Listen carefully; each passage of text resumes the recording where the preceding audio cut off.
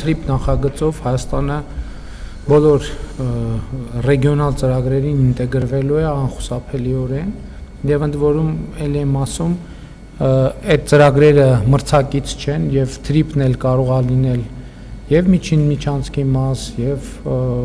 ավելի լայն նախագծերի մաս, ինչ եմ համարում, որ մրցակից չեն, որովհետեւ հոսքերը իրականում այնքան մեծ են, որ առանձին վերցրած մի ուղով հնարավոր չէ այդ հոսքերը սպասարկել։ Այդ հոսքերի համար հենց հարավային Կովկասով մի քանի ուղիներ են պետք եւ իդեպ ժամանակն է, որ մենք հարավային Կովկասի երկրներս մտածենք հարավային Կովկասի մասին որպես մեկ ընդհանուր ռեգիոն, որտեղ շատ ընդհանուր շահեր կան, իհարկե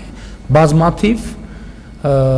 նրբություններով։ Պարզավոր ամեն երկիր իր սպეციფიկ շահերը ունի եւ իր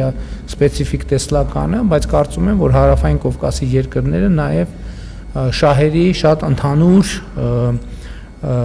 կշռով են կապված եւ մենք այդ ուղղությամբ պետք է աշխատենք։ Եվրոպական հանձնաժողովի նախագահի այցը իհարկե օրակարգի կարևորագույն հարցերից մեկը լինելու է Հայաստանի Հանրապետության մասնավորապես գյուղատնտեսական արտադրանքի հեշտացված մուտքը Եվրոպական միություն ապահովելու հնարավորությունը եւ վերջերս արտաքին գործերի նախարարը Բրյուսելում մասնակցել է արտաքին գործերի նախարարների խորհրդի նիստին եւ